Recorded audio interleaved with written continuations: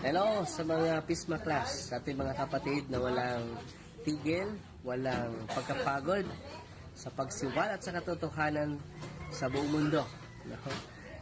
Sa daily reflection ninyo sa Ebanghelyo patuloy, kahit isa lang ang makikinig, maganda na yan. Dahil sabi ni Kristo, pagitan ni Apostol Pablo, bahagi ninyo yung natutunan ninyo. At sa pagbahagi ninyo sa natutunan ninyo, mailigtas nyo yung sarili ninyo, pati na ang inyong nakikinig. So, maganda yan. 1 Timoteo chapter 4 verse 16. So, patuloy kayo, be inspired with the Holy Spirit, and receive always the grace of God. Because the grace of God can empower us. Amen. Fight, Team Maria. Attack safety with a humble heart.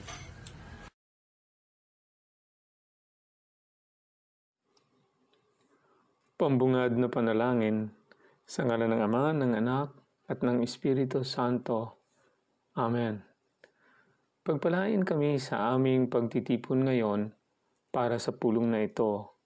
Gabayan mo ang aming isipan at puso upang kami ay magtrabaho para sa ikabubuti ng aming komunidad at tulungan ang lahat na iyong mga tao.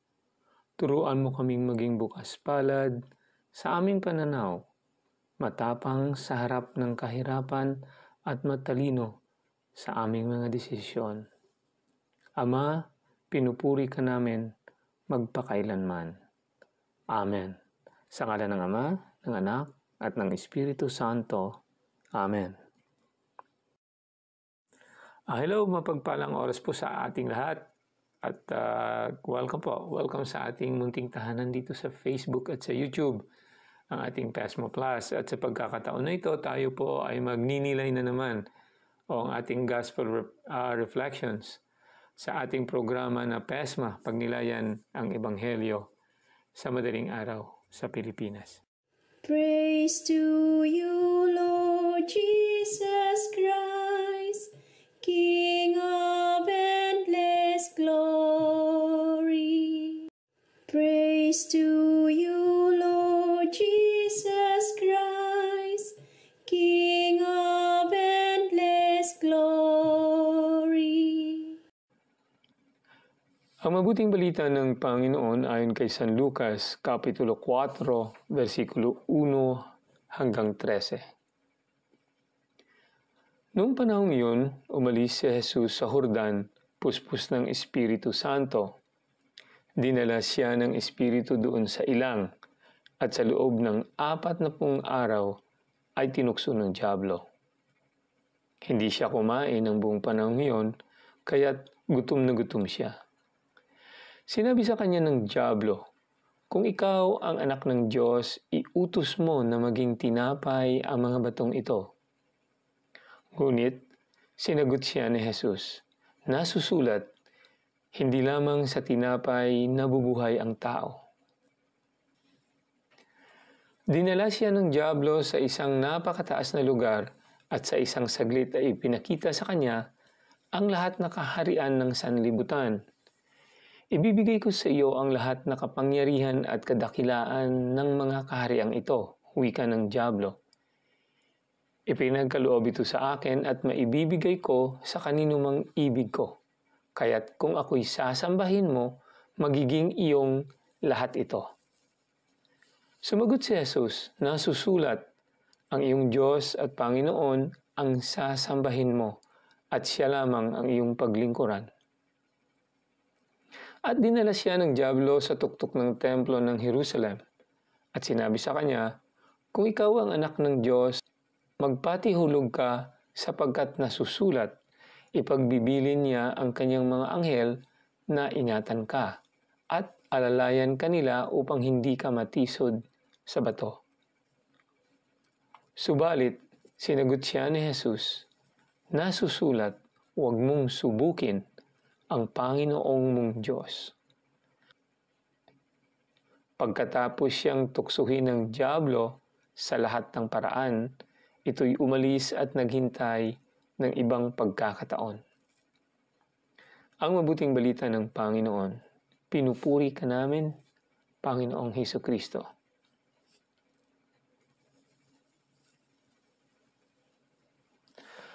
Hello po, mapagpalang oras sa lahat. Welcome po, welcome sa ating munting tahanan dito sa humble channel natin sa Facebook at YouTube, ang ating PESMA Plus. Sa ating munting gawain, sa ating programa na pagdinilay o Gospel Reflections. At syempre, as usual, ang ating opening ay ang pagdadala ng pagninilay ng ating Santo Papa, ang words of the Holy Father. So sa pagkakataon na ito, basahin po natin ang words of the Holy Father. Jesus, personally facing these trials, overcomes temptation 3 times in order to fully adhere to the Father's plan. And he reveals the remedies to us: interior life, faith in God, and certainty of His love. The certainty that God loves us, that He is Father. And with this certainty, we will overcome every temptation. But there is one thing to which I would like to draw your attention, something interesting. In responding to the tempter, Jesus does not enter a discussion, but responds to the 3 challenges with only the Word of God. This teaches us that one does not dialogue with the devil. One must not discuss. One only responds to him with the Word of God. Ito po'y binasa ng ating Santo Papa sa kanyang Angelus noong March 10 in the year of our Lord 2019. Yan po ang pagninilay ng ating Santo Papa.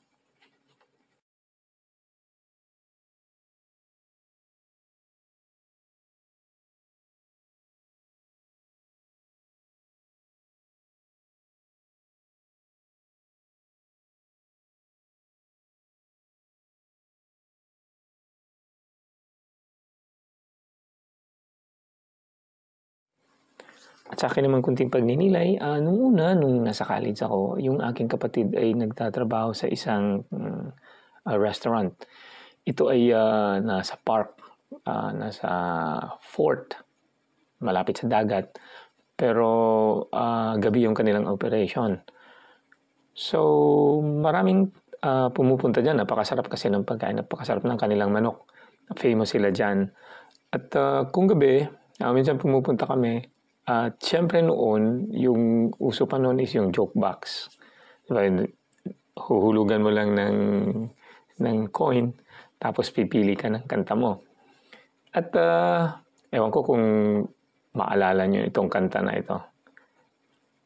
Basahin ko, hindi ko kakantahin kasi hindi ako marunong kumanta eh. Ito na, itong yung lyrics niya. Tapat ang puso ko at ito'y hindi magbabago, sapagkat pag-ibig ko ay tanging para sa iyo. Huwag sanang mangyari, matukso ako ng sandali, pagkat ang tukso ay madaling magwawagi. Itong kanyang chorus, kay rami ng winasak na tahanan, kay rami ng matang pinaluha, kay rami ng pusong sinugatan, o tukso, layuan mo ako. Sigurado, maalala nyo yun. Yan pumatindihan kasi noong time na yun, siya yung joke box queen. Siya po ay si Imelda Papin, di ba? So maraming nagsasabi na itong mga kantang ito, maraming kanta si Imelda Papin o yung mga kanta tungkol sa pag-ibig. Ito sabi nila parang masama kamundong mga gawain lang sa mga ginagawa nating kalokohan dito sa mundo. Pero yan din po, yung mga ganyan, is part din, di ba, ng mga kasalanan natin, sins. So kung titingnan natin, yung essence ng kanta na ito is tayo sana nga po hindi tayo matukso. 'Di ba? Ganyan din kahit sa ating panalangin. 'Di ba? Anong sinasabi natin? Lead us not into temptation. Wala akong esya na temptation. Huwag na nating damihan yung tukso sa atin. Lead us not into temptation. Katulad din ng responsorial psalm, Lord, hear our prayer. Walang S kasi specific sa prayer na yun na binabasa. Well, balik tayo dito sa temptation. Lead us not into temptation. Ibig sabihin, huwag mo kaming ipahintulot sa tukso. Diba? So, yun yung prayer natin. Ibig sabihin, na sana nga ay hindi nga tayo matukso. Katulad din ng kanta ni Imelda Papin.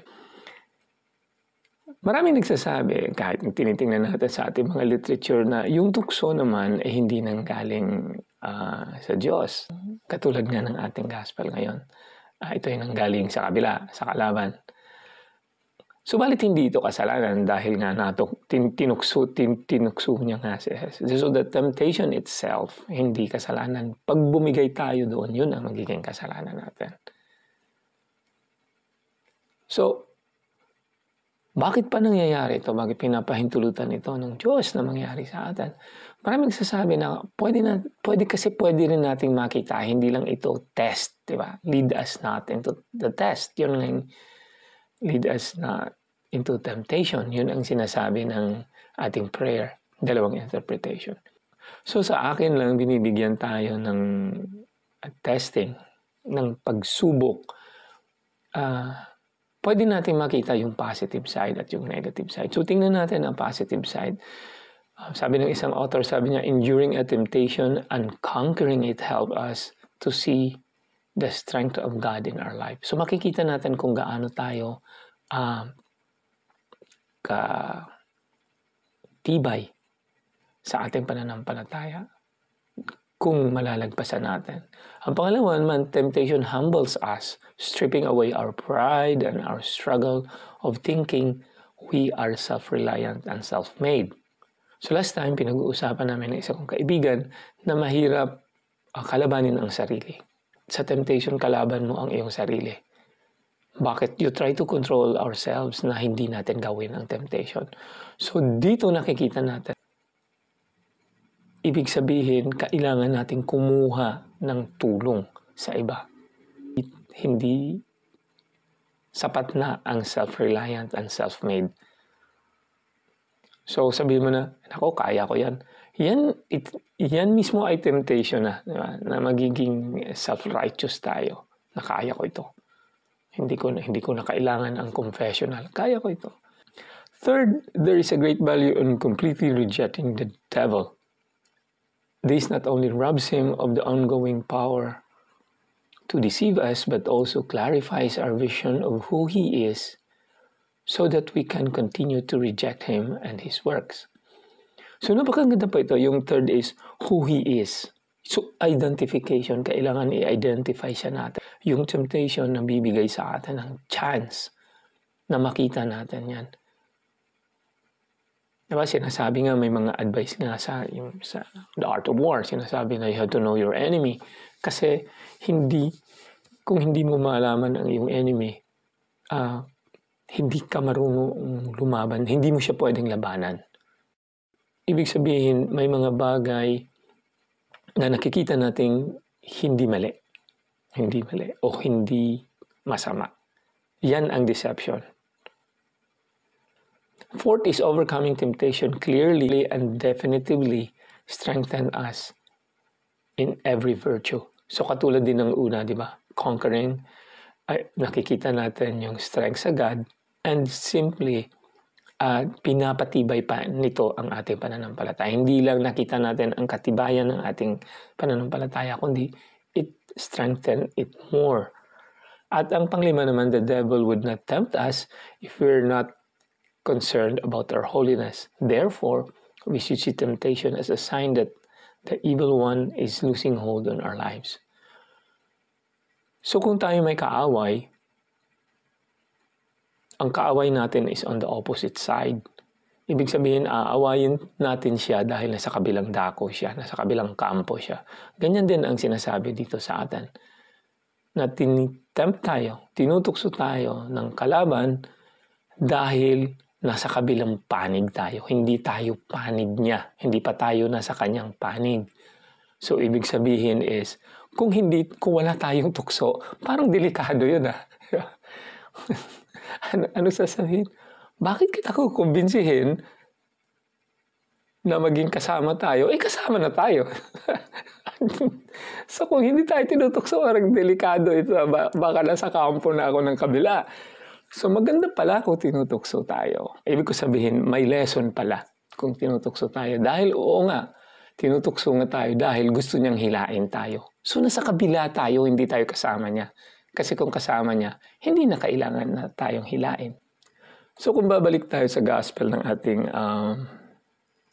So dito naman, sinabi ng ating Santo Papa kung ano ang ating gamot sa temptation. Sabi niya, He reveals Christ revealed to us dito sa three temptations na ito. The remedies to us. Una is interior life. Pangalawa is faith in God. The certainty of His love, the certainty that God loves us, that He is Father, and with this certainty, we will overcome every temptation. Ang ganda, no? So, pananampalataya pa rin at paniniwala sa pag-ibig sa atin ng Diyos. Na tayo po ay bigyan ng tamang lakas na malagpasan natin ang temptation sa buhay. So, temptation will always be there. At lastly, may bibigyan ako ng emphasis na hindi po lahat na gumagamit ng salita ng Diyos ay mabuti. Hindi po. Kaya ang mga kaibigan natin sa iba yung pananampalataya, kailangan, we have to be very careful ng mga sinasabi nila. Kasi po, kinu-quote nila yung Bible. So, hindi po immediately dahil alam nila yung Bible, memorize nila yung Bible, mga mabuting tao na sila o mga mabuti na ang kanilang hangarin. They could be honest, pero ang kanilang purpose is not really, diba, na magiging mabuting tao tayo, kundi ang kanila is magiging kasama nila. So, alam na natin kung sino humihila sa atin sa kabila, di ba? Now, dito, nakikita natin na ang kalaban mismo sa kabila ay gumagamit din ng quote ng scriptures. Kinu-quote niya rin ang Bible. So, yun po ang aking konting nilay ngayon at sana po ay may napulot din tayo. Thank you so much and may God bless and keep us through Jesus Christ, our Lord and Savior. Amen.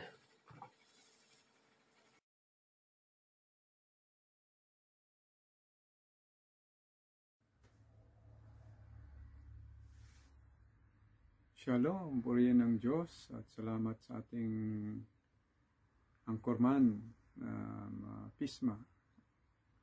At sa araw na ito ay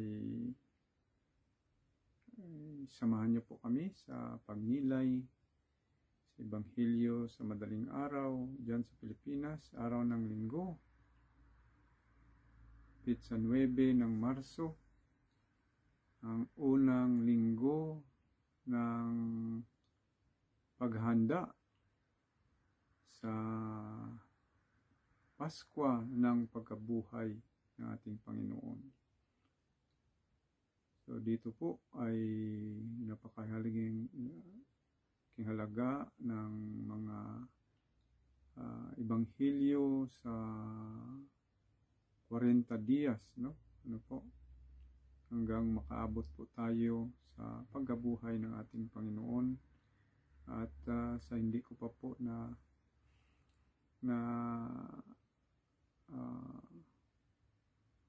pagnilayan ang Ebanghelyo sa madaling araw na ito ay ito po ay sa Ebanghelyo, no, na sinulat ni San Lucas, Kabanata 4, talata 1 hanggang 13. Yun po ang ating pagnilay-nilayan sa araw na ito at sama-sama po tayo sa pagnilay nito dahil po ito'y napaka ganda na Ebanghelyo, ano po, dahil sabi po niya rito, nanggaling siya po sa Jordan, no? Ito po'y napuntahan natin na kung saan po'y siya'y binautismuhan ni Juan Bautista, ano? At ang ating pagnilayan, ang pagkatao ng ating Panginoon Kristo na siya po'y nakaranas din ng mga pagsubok, no?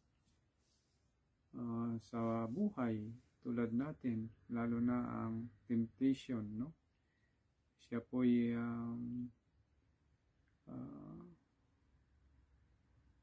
dinala ng ng Espiritu Santo, puspos siya, no? Mula sa Jordan sa Kasher al-Yahud, no? Kung saan siya binautismuhan, at dinala po siya doon sa ilang, no? Ang beses na natin ito napuntaan sa Mount of Temptation, doon sa Jericho. Sa Jericho, na sa ngayon ay nasa Palestinian na nasako. Ano? So, ito yung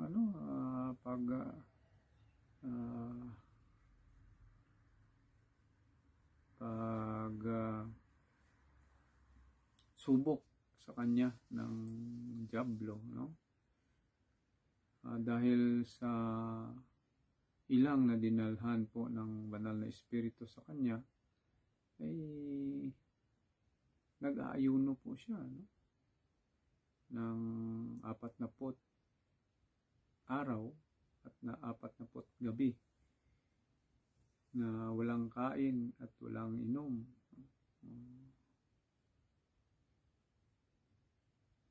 At dito po ay nakatanggap o nakaramdam, no?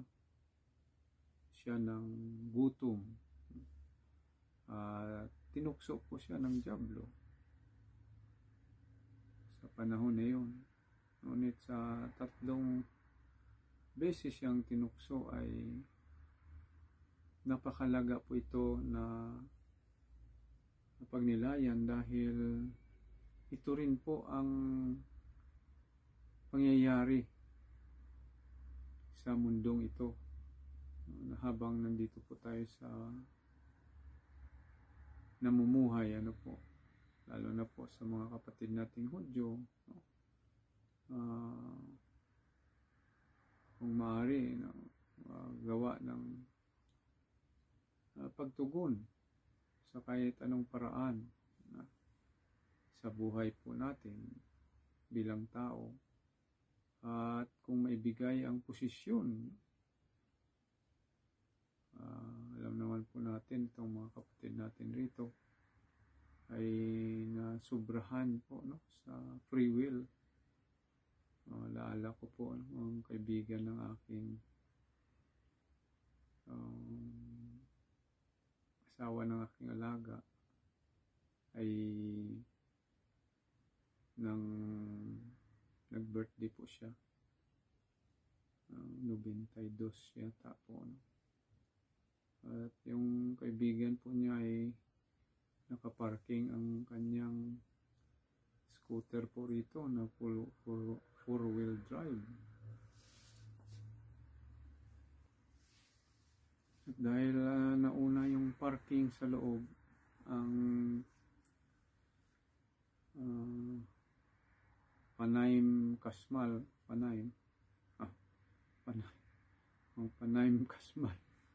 yung electric bike, hindi makalabas, no? Dahil masikip. Nakipag-usap sa akin na kausapin yung kaibigan ng aking asawa ng aking alaga. Nakalimutan ko po, no, na wala po akong otoridad, no, na makipag-usap, dahil sa kanila po ay dapat ang makipag-usap ay yung either ang anak ng alaga ko po o yung malapit sa nag-birthday. So yun po ang nangyari, ay dahil kaibigan naman po siya ng asawa ng aking alaga, nakipag-usap po ako sa kanya na kung maaari i-atras kunti, makalabas lang ang bisikleta. Pero unang-una ay nabigla po ako, at napalalim po na ang sagot po niya sa akin na isa lang po ang pagsisilbihan niya, ang Diyos niya. So yung Diyos niya walang pakialam sa ibang tao. Yun po, no, pinagdasal ko lang po na balang araw ay maintindihan po niya ang kagustuhan ng tunay ng Diyos ng mundong ito. No? Nakapag-isip ako ng negatibo na dahil siya ay may karamdaman din at baka humingi ng tulong. Dalawang sa isip ko na hindi ko tulungan o kailangan kawalian ng ating Panginoon ang aking dalhin. Naisip ko na kung ano man po yun, ay gagawa pa rin po ako ng paraan na matulungan po siya. At siguro ang aking madalalang mensahe po sa kanya na hindi siya masyadong masaktan na ito yung tunay na pagsisilbi sa Panginoong Diyos sa pamagitan ng iyong kapwa. Dahil ang Diyos hindi mo makikita. So, balikan ko po ang pagnilay. So, 3 beses po ito ang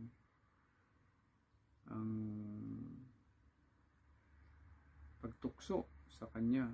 Yung una ay dahil gutom po siya. So, maliwanag na tayong mga tao ay malampasan po natin pala ang ating gutom. Kahit po sinusubukan tayo, tinutukso tayo ng sanlibutan. No? Sa isip po natin, ganun. Pag nagutom tayo, ay mag-isip tayo ng kung anong paraan. Mabuti man o masama, basta kumain o mabusog. No? Pero napakalaga ng sagot ng ating Panginoon. Hindi lamang sa tinapay mabubuhay ang tao. So, yun po. No? So, dapat namnamin po natin ito na ano bang ibig sabihin ng Panginoon. No? Yun nga po, sa panahon ngayon ng Lent, mayroon tayong turo, ang simbahan itinayo nating Panginoon, ang pag-aayuno. Medyo magaan nga po ang binigay ng ating simbahan, itinayo ng ating Panginoon. 1 heavy meal at 2 light meals. 3 times a day pa rin. Samantala po itong ating mga kapatid nating Hudyo, palagi ko pong inuulit-ulit ito. 25 hours po na walang kakain at walang inom. Yan po. Pero dahil may otoridad po ang ating simbahan, pwede naman natin gawin, no? Tulad ng ginagawa po ng mga Hudyo. Sa makayanan po natin at sa paintulot ng ating mga doktor, no? So, yun po, no? Iba't iba ang paraan sa pag-aayuno. Sa Ramadan naman, no? Dahil Ramadan ngayon, nagsimulang nakaraang Biyernes, 2 Biyernes nakaraan, sa kanila mula sa alas 5 ng hapon, ng umaga hanggang alas 5 ng hapon o alas 8, ano po. Pagka alas 8 ay bunggahan ng pagkain. No? Yan sa kapatid nating Muslim. Sa Hudyo naman po ay 24 hours. Pero isang araw lang po. No? Sa Ramadan, parang 20 days o 1 month. No? Tuwing gabi lang kumakain. No?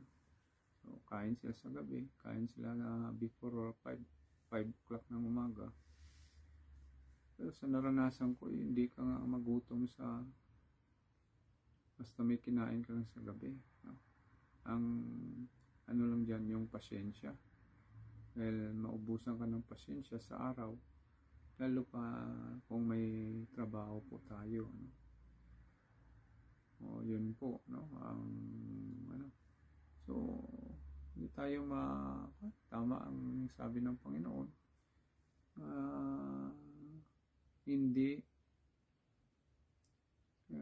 lamang sa tinapay mabubuhay ang tao, hindi sa salita ng ating Panginoon. Ibig sabihin, kung namuhay tayo sa salita ng Panginoon, sigurado po tayo na buhusan tayo ng liglig, umaapaw na pagpapala. So sa pangalawang sabi sa pagtukso ni Diablo, pagkaloob ko ang aking at ipabibigay sa iyo, no? Ang kanino mang ibigin niya, na magiging ang lahat na ito kung sasambahin po siya, no? Ganyan din po sa mga kapatid nating Hudyo, may kanya-kanya din silang paniwala maliban sa turo ni Moses. So, may mga sinasamba din po sila, lalo na sa pera, no? So, ganyan, habol sila ng habol ng pera. Hindi naman po natin masisi po sila dahil ang naranasan po nila, no, ay hindi basta-basta. Pero hindi po yun ang gusto ng Panginoon. Yun nga po na dito po siya isinilang dahil dapat tanggapin na po siya na Mashiach, no?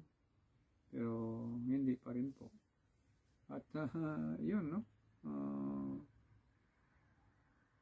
Sabi ng Panginoon sa Diablo, no? Nasusulat ang inyong Diyos at Panginoon ang sasambahin mo at siya lamang ang iyong paglilingkuran, no? So tinuturo po ng ating Panginoon kasama kay Diablo, walang iba na sasambahin kundi yung ating Panginoong Diyos. So yun nga po, no, na kailangan linggo-linggo, kung hindi man tayo makalabas o hindi tayo makapagpunta sa simbahan sa araw-araw, sa araw ng linggo, na yun po ang binigay na utos ng ating simbahan, ay gawin po natin na maging palagi tayo sa misa ng maaga pa, huwag pa late at tanggapin ang tunay na laman at dugo ng ating Panginoon, no? Ngayon ang buhay na nasa atin na ibigay niya, yun nga po, no? So siya lang po ang sasambahin. Nung dinala po siya pangatlong pagsubok sa kanya doon sa templo, wala ng templo rito, ay may magpatihulog. Sabi ng Diablo,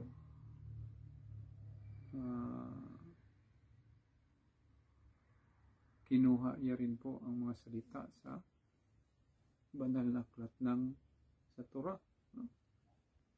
Na ang anak ng Diyos ay hindi matisod dahil ang mga anghel ay matisod sa bato, dahil ang mga anghel ay mag-aalalay sa kanya. Pero ang sagot ng Panginoon, nasusulat, huwag mong subukin ang Panginoon mong Diyos. So tinuturo po ng Panginoon sa atin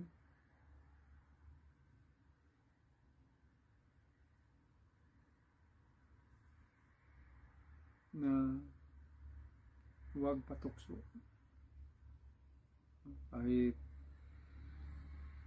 yung posisyon mo ay kayang-kaya dahil may Panginoon tayo, so huwag po nating ipagmalaki. Yan ang isang bagay na kailangan ang humility po rito.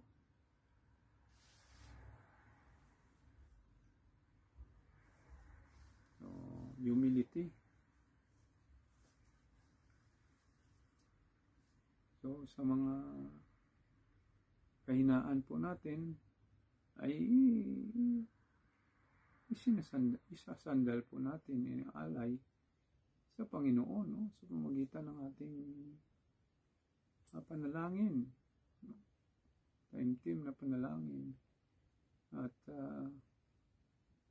isipin po natin na siya lamang po ang ating masasandalan na magbigay ng lahat, lalo na po sa mga pagsubok sa buhay, tulad sa pagsubok na binigay ng dyablo sa Panginoon. 3 beses niya tinukso. May mga kahinaan po tayo at hindi maiwasan na tayo po yung magkasala. At nandyan naman po ang sakramento ng simbahan na itinayo ng ating Panginoon, ang pagbabalik loob. Ay mangumpisan po tayo at magsusumikapan po natin na hindi na magawa ulit. Kung marami, mabawasan na hanggang sa hindi na magawa. Mapalad po tayo nung Miyerkules di Abo ay nakapagkumpisal po tayo, no? Dahil ini-encourage po tayo ng community rito na kung maaari buwan-buwan, no, gawin ang umpisal. So sa Ebanghelyo, ang ingatan po natin dito, no? Huwag tayong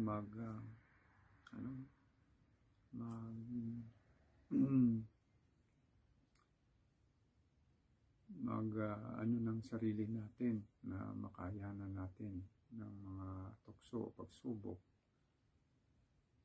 dahil wala tayong magawa kung wala ang ating Panginoon sa buhay natin. So unahin po natin yung relasyon po natin sa Panginoon at sa pagtalima sa kanyang mga kautusan. Malalim na kautusan ay magmahalan kayo tulad ng pagmamahal ko sa inyo. Kung isipin natin na dapat ang unahin ang Panginoon, pero dito sa utos, nauna yung kapwa na maghalin, dahil pwede namang sa bunganga lang yung pagmahal sa ating Panginoon. So dahil siya po ay Panginoon din, Diyos, ay siyang batayan, no, ng pagmamahal na yun. So ibig sabihin, pag nagmamahalan po tayo sa puso't isipan, ay lubos tayong kilalanin ng ating Panginoong Diyos.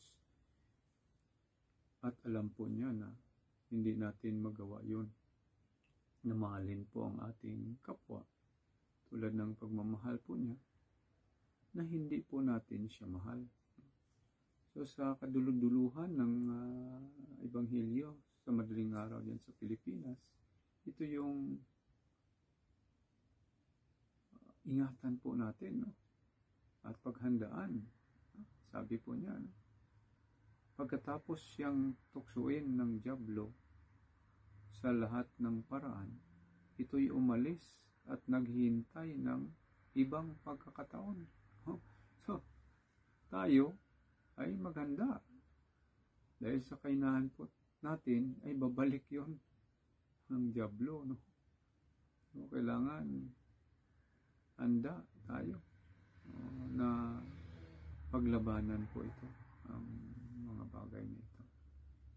Yun nga po na napakapalad po natin, dahil kumplito po ang simbahan na itinayo ng ating Panginoon at dito po tayo nakapasilong.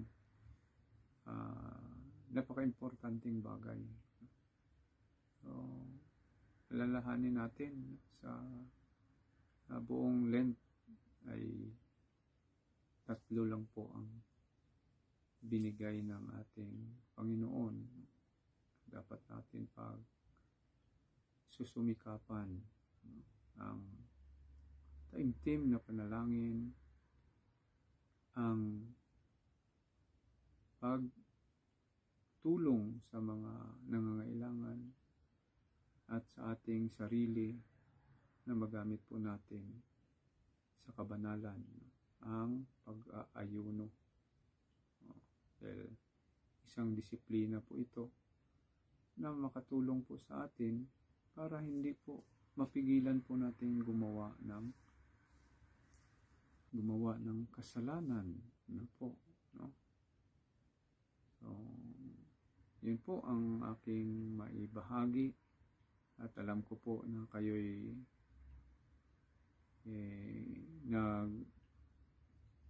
nilay din po kasama namin, sabay sa amin. Hingin po natin sa Panginoon na maging matatag po tayo sa lahat ng pagsubok sa mundong ito. At itataas din po natin ang kapayapaan sa buong mundo, kapayapaan sa banal na lupang Israel, kapayapaan sa ating bansa. Politika, no? Sana po ay ipuin ng banal na espiritu ng ating mga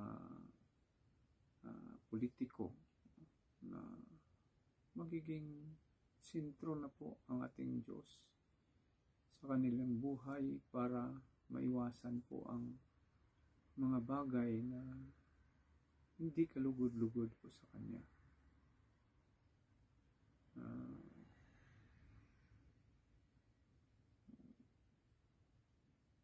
Sana maliwanagan na po sila at ang kapayapaan ay makamtan na po natin, no? Ng buo mula sa ating Panginoon, lalo na po sa ating puso at isipan. So maraming salamat po ulit sa inyo, sa inyong pagsubaybay, pagtangkilik, pagsuporta sa channel nito, Pisma Plus.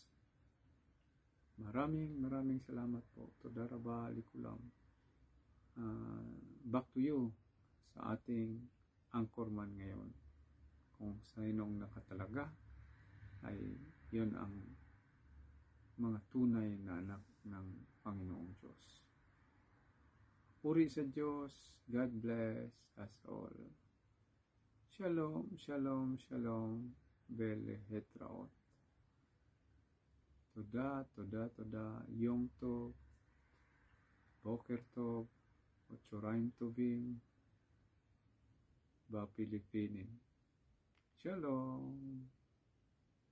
Iba ka siya.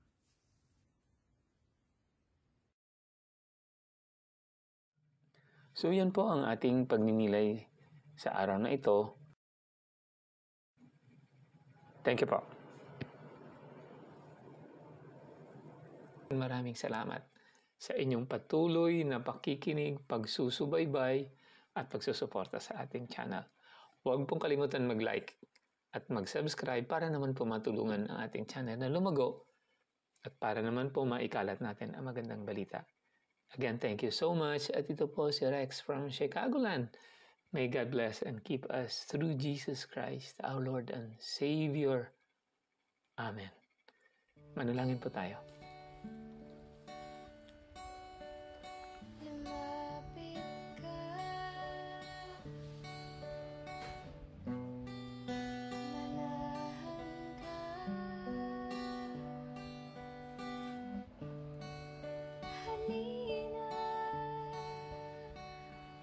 Sa aking piling, tinatawagan ka.